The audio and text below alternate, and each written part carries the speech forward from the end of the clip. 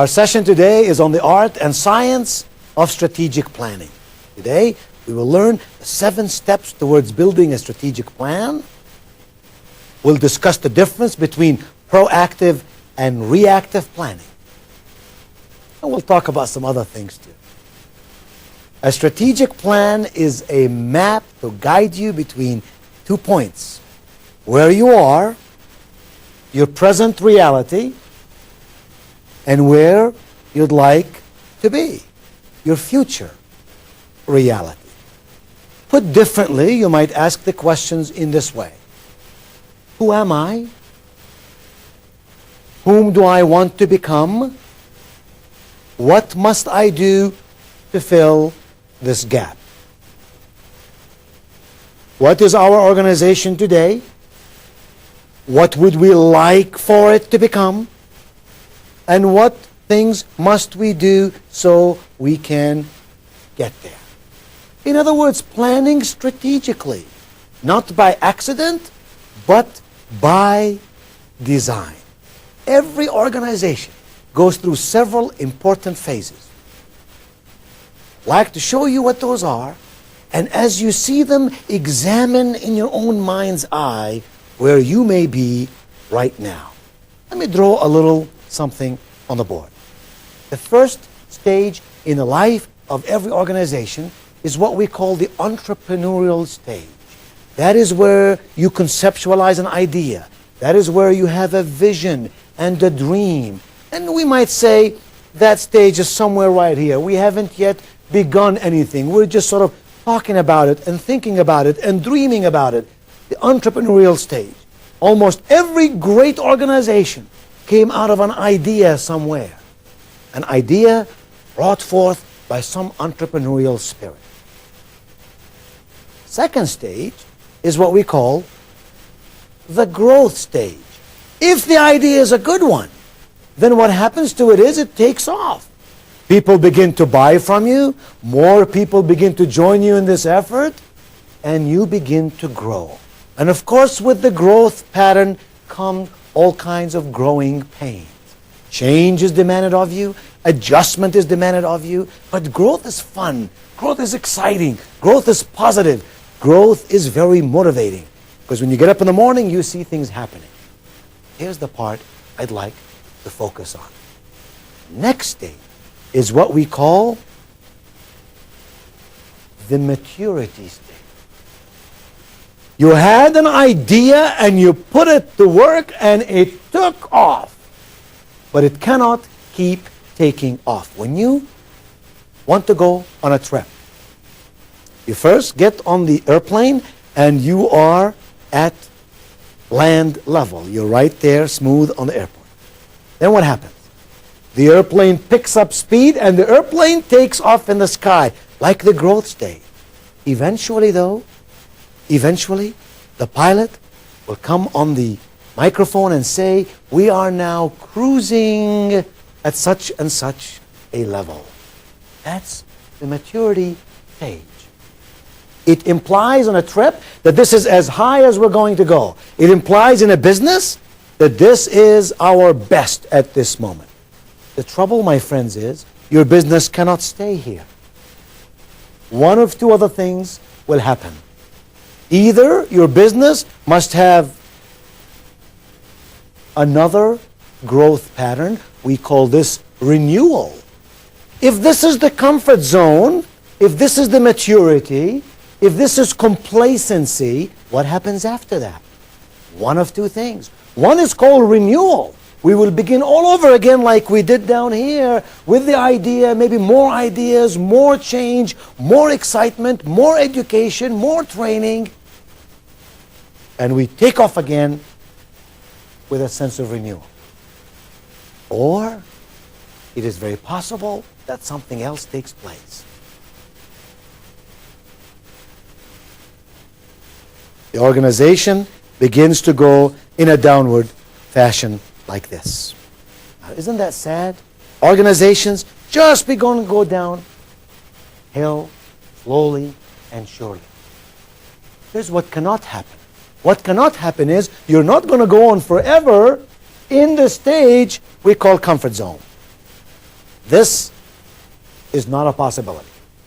Either this is going to happen or this is going to happen. The choice is entirely yours. All those stages are the actual stages that happen in the life of a company. That's why strategic planning is important. If this company strategized somewhere in here during the growth pattern, then they would have possibly kept away from too much of this. This might still take place, but it might take place in a shorter speed, only this much. And then they would have taken off again. And then maybe one more time you do this, and then again, and like this, and again. But look at the direction. It's going onwards and upwards in a positive movement. Instead of going up, then straight, and down, maybe up again, maybe down again. Strategic planning gives us a map to show us how to go from here to here in a prescribed fashion and in accordance with our goals, our plans, and our strategy. I like to say that in every organization, profitability in your company is dependent on two basic items. Those are productivity and performance. In other words, productivity plus performance equals profitability. What is productivity? Productivity is output over input. It's the results that we get because we've put all these resources to work. So a simple example might be, if you want to determine the productivity of one of your salespeople, you ask the question, how much investment have we put in this person? How many days has this person put into calling on prospects? And how many sales has this person gotten for us? And what kind of a ratio are we getting? And if it's not a good ratio, how can we improve the productivity of this person? Obviously, it's easy to measure the productivity of a machine. But a human being, it's tougher. But if you don't know how productive your people are, you are not strategically planning for a better future. What does performance mean? Performance only means this. Are your people behaving in accordance with your strategic plan? That's what performance is. If I say, are you a good manager? What do I mean by that? Those are subjective terms. I mean, are you performing in accordance with the strategic plan that we have in this company? If this is our plan, and these are the steps in the plan, your performance will be measured in accordance with how well you are meeting those steps. Productivity plus performance equals profitability. I often say to business executives that your profitability depends on your ability to manage risks. Risk management is at the heart of profitability. I don't mean by risks just money risks. I mean people risks, and process risks, and planning risks, and advertising, and merchandising, and marketing. You name it. You manage the risks, your profitability is going to be much better than if you just sort of got up in the morning and said, hey, this is a nice day. Why don't we just go to work and let's see, what should we do today? We'll begin here and go to here and here and here. It will be equivalent to you getting in your car, wanting to go on a trip. You know where you want to go, but you don't know how to get there. So you just begin driving, hoping somehow you will get there. In fact, you may get there, but it may take you a long time. It may cost you a lot of gasoline, and it will frustrate you and tire you in the process. On the other hand, if you said, we want to go here, this is where we are, let's look at a map and decide what is the shortest distance and the shortest route to go from here to here. And along the journey, I'll know if I am on the right road or not. How would I know? I check against my strategic plan. I check against my plan to see if I am doing the things I need to be doing. Strategic planning can be either reactive or it can be proactive. Reactive means starting with the present circumstances and plotting a future based on these circumstances. You know, companies and people who do that, they say, this is where we are, This is what's happening. These are our problems. These are our opportunities. Now, based on these circumstances, let us plan a future. That's called reactive planning. The better way, the more dynamic way, the more effective way is proactive. What does that mean? Proactive means starting with the desired future, with your vision of the best, and then setting goals for achieving this vision. It's you sitting back and saying, if I had it my way in my company, what would it look like? Coming up with that vision, then saying, what must I do to get me there? Not encumbered by the excess baggage of what I have today, but motivated and inspired by the possibilities that lie ahead of me. Now you're asking, okay, how do we do that? How do we strategize? What are the steps involved in strategic planning? I'd like to share them with you. There are 7 steps to strategic planning. The first one is this: create a vision. I just said proactive planning is the best, which means deciding that vision. So then the first step is to create that vision. Create a vision. What do you want your company to be like in 10 years from now, regardless of present circumstances? What would you like to be 5 years from now, regardless of today's limitations? Come up with that vision. See it, feel it, enjoy it. Here's the second step in strategic planning. Determine your present circumstances. Because you see, even though you may have that vision, you are still encumbered with what is today. And you have to be keenly aware of that. And here's what I mean by determining your present circumstances. You must determine 4 basic elements that will tell you where you are today. These elements are your strengths. Specifically and accurately determine what your strengths are. Your weaknesses. Carefully but accurately list all the weaknesses that you are facing today. Your opportunities. What are all the opportunities that lie ahead for you and your company and your product? And the threats. What are the threats that keep you from doing the things that you want to do? Or the threats that lie ahead, should you do these things, what are you afraid might happen? Your strengths, your weaknesses, your opportunities, and the threats that lie in the marketplace. For example, a competitive threat. If we were to do this, what might our competition do in response? And how might that hurt us? What impact might that have on our business? When you determine those 4, strengths, weaknesses, opportunities, and threats, you then determine your present circumstances. So create your vision and determine your present circumstances and ask a lot of questions. Ask questions like, what kind of company are we? What products do we offer? Who are our customers? Who are our competitors? What can we do better than these competitors? Ask as many questions as you choose. There could be 100 questions that can come to you through a brainstorming session. Here's the third step for strategic planning. Planning. Determine what will take you to your desired future. Determine what that is. What would take you to your desired future, that vision we talk about? What are those things that will carry you there, will move you there? Ask again a lot of questions. Ask questions like these. What market segments will we be serving? Who will our customers be? What products will we need to offer? What kind of employees do we need? What kind of management talent will we need? What financial resources will we need? What risks must we face? How will we manage these risks? What is the likelihood of success? These are just a few questions that come to my mind. But in your own mind, you may think of 100 more questions. But can you see, by asking questions, you can determine what those things are and what the results might be. And the 4th step, strategic planning, is this.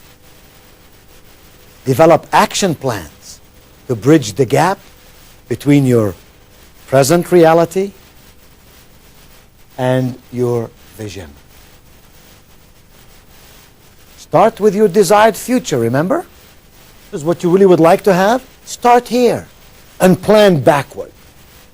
Say, this is really what I'd like to be. This is really what we would like our company to become. And by the way, think of this in your own department. It doesn't have to be in your all over your organization. It can be just in the department for which you may be responsible. And say, how might I make my department more effective and more successful? And what strategic plan might I have for our own activities and procedures and plans for the future?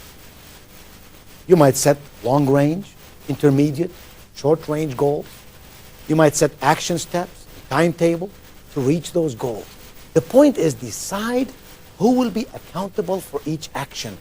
If strategic plans fail, they often fail because we don't assign specific activities to specific individuals. So we have this grandiose, this wonderful, this magnificent plan,